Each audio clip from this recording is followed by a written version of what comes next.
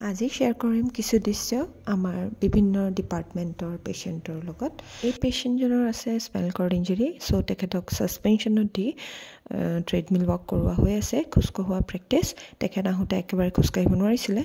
ইয়াত আমাৰ কাইৰো ডিপাৰ্টমেণ্টৰ ডক্টৰ এম শৰ্মাই বেক পেইনৰ কাইৰোপ্ৰেক্টিক ট্ৰিটমেণ্ট দি আছে। ইয়াত পেইনৰ চব ধৰণৰে ট্ৰিটমেণ্ট হয়।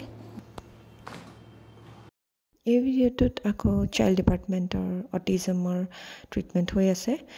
অবজেক্ট আই কণ্টেক্ট আৰু ফেচ আই কণ্টেক্ট একেবাৰে নাই এই শিশুজনৰ, চ' আই কণ্টেক্ট ইম্প্ৰুভমেণ্টৰ কাৰণে এই থেৰাপিটো দিয়া হৈ আছে।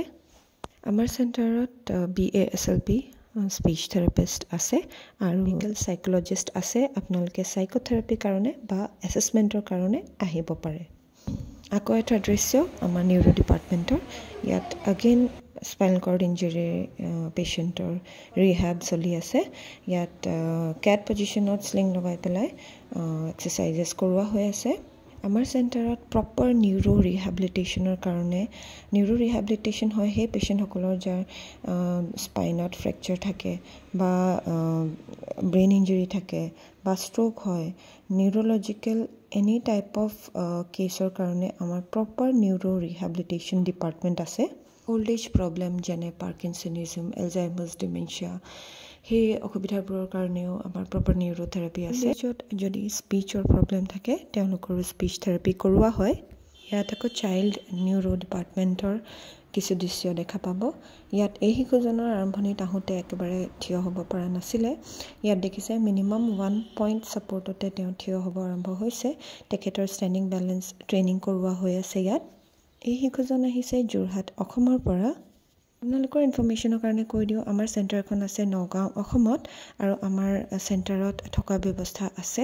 আমাৰ ইয়াত অসমৰ আৰু নৰ্থ ইষ্টৰ বিভিন্ন প্ৰান্তৰ পৰা পেচেণ্ট থকাকৈ ট্ৰিটমেণ্ট কৰায়। এই ভিডিঅ'টোত আকৌ এটা দৃশ্য আমাৰ চাইল্ড ডিপাৰ্টমেণ্টৰ। ইয়াত OT ছেশ্যন হৈ আছে। শিশু এজনে যদি কনচেণ্ট্ৰেশ্যন ডেফিচিট থাকে এনেকুৱা ধৰণৰ এক্টিভিটিছ কৰোৱা হয়। ইয়াত দেখা পাইছে শিশুজনে এক্টিভিটি কৰি আছে। প্ৰপাৰ আই হেণ্ড কৰ্ডিনেশ্যন ইম্প্ৰুভমেণ্টৰ কাৰণে এই এক্টিভিটিটো কৰোৱা হৈ আছে। কনচেণ্ট্ৰেশ্যন ডেফিচিট থাকিলে শিশু এজনে নিজৰ চকুৰ আগত থকা বস্তুটো প্ৰপাৰলি নাচায় আৰু হাতে কামে ভালকৈ নকৰে। চ' আই হেণ্ড কৰ্ডিনেশ্যন ইম্প্ৰুভমেণ্টৰ কাৰণে কৰোৱা হৈ আছে। নেক্সট আকৌ এটা দৃশ্য আমাৰ নিউৰো ৰিহেব ডিপাৰ্টমেণ্টৰ, আৰু ইয়াত আমাৰ পেচেণ্ট এগৰাকীক মটৰাইজড টিল্ট টেবুলত থিয় কৰোৱা হৈ আছে, কাৰণ তেওঁ থিয় হ'ব নোৱাৰে নিজে। অসমৰ পৰা এখেতৰো স্পাইনেল কৰ্ড ইঞ্জুৰি হৈছিলে চাৰ্ভাইকেল স্পাইনত, ডিঙিৰ হাড় ফ্ৰেকচাৰ হৈছিলে। তেখেত আৰম্ভণিত আহোঁতে একেবাৰে থিয় হ'ব পৰা নাছিলে। এতিয়া তেওঁ আমাৰ ইয়াত ট্ৰিটমেণ্ট কৰোৱাৰ পিছত তেওঁ খোজকাঢ়িব পৰা হৈ গ'ল। আৰু নিউৰো ৰিহেবিলিটেশ্যন কৰালে স্পাইনেল কৰ্ড ইঞ্জুৰি পেচেণ্ট বা ব্ৰেইন ইঞ্জুৰি পেচেণ্ট যদি অতি সোনকালে ট্ৰিটমেণ্ট কৰায় তেওঁলোকৰ প্ৰগ্ৰেছটো বহুতখিনিলৈকে দেখা পোৱা যায়। আকৌ ইয়াত আহিলে আমাৰ চাইল্ড ৰিহেবিলিটেশ্যন ডিপাৰ্টমেণ্টত। ইয়াত হাতৰ গ্ৰিপ কৰ্ডিনেশ্যন ফৰ ৰাইটিং কৰোৱা হৈ আছে।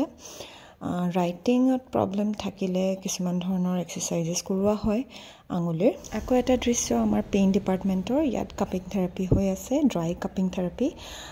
বিভিন্ন ধৰণৰ পেইনৰ কাৰণে বিভিন্ন ধৰণৰ টেকনিক ইউজ কৰা হয় আমাৰ চেণ্টাৰত। পেইন ডিপাৰ্টমেণ্টটোত আমাৰ বিশেষকৈ বিষৰ পেচেণ্ট, ডিঙি বিষ, কঁকাল বিষ, আঁঠুৰ বিষ, হাতৰ বিষ, কান্ধৰ বিষ, স্লিপ ডিস্ক ৰিলেটেড পেইন যেনে sciatica, তেনেকুৱা ধৰণৰ বিষৰ বিভিন্ন ধৰণৰ টেকনিক জৰিয়তে ট্ৰিটমেণ্টবোৰ কৰোৱা হয়। নেক্সট আকৌ চাইল্ড ডিপাৰ্টমেণ্টৰ। ইয়াত গ্ৰুপ থেৰাপি হৈ আছে। ইয়াত দেখা পাইছে 3জন শিশু লাইনত বহি আছে আৰু 3জন লগতে থেৰাপিষ্টটো সন্মুখত বহি আছে আৰু তেওঁলোকক পাছিং কৰিব শিকোৱা হৈ আছে। ইয়াত তেওঁলোকৰ কিছুমান ধৰণৰ অসুবিধা symptom related to autism, ADHD আছে। চ' গ্ৰুপ থেৰাপিত বহুতখিনি ইম্প্ৰুভমেণ্ট হয়। গ্ৰুপত কাম কৰিবলৈ শিকে আৰু তেওঁলোকে কমাণ্ড ফ'ল' কৰিব শিকে। চ' ইয়াত দেখা পাইছে শিশুসকলেও খুব এনজয় কৰি আছে গ্ৰুপ থেৰাপিৰ মাজতে। নেক্সট আকৌ এটা দৃশ্য আমাৰ পেইন ডিপাৰ্টমেণ্টত ইয়াত ডক্টৰ এম শৰ্মাই কাইৰোপ্ৰেক্টিক ট্ৰিটমেণ্ট দি আছে ডিঙি বিষৰ বাবে আৰু বিভিন্ন ধৰণৰ এডজাষ্টমেণ্ট কৰোৱা হয় স্পাইনেল এডজাষ্টমেণ্ট কৰোৱা হয় তাৰ লগতে যদিহে মাস্কুলাৰ ষ্টিফনেছ থাকে মাচল ৰিলিজ কৰোৱা হয় চ' যদিহে ডিঙি বিষ হয় বা ডিঙিৰ পৰা হাতলৈ বিষ হয় প্ৰপাৰ স্পাইনেল এডজাষ্টমেণ্টৰ লগত যদি মাচল ৰিলিজ কৰা হয় বহুতখিনিলৈকে পেচেণ্টে বিষ আৰাম পাই যায় নাৰ্ভ কম্প্ৰেশ্যনবোৰ কমি যায় আশা কৰিলোঁ আজিৰ ভিডিঅ'টো চবৰ কাৰণে লাভকাৰী থাকিল আকৌ লগ পাম নেক্সট ভিডিঅ'ত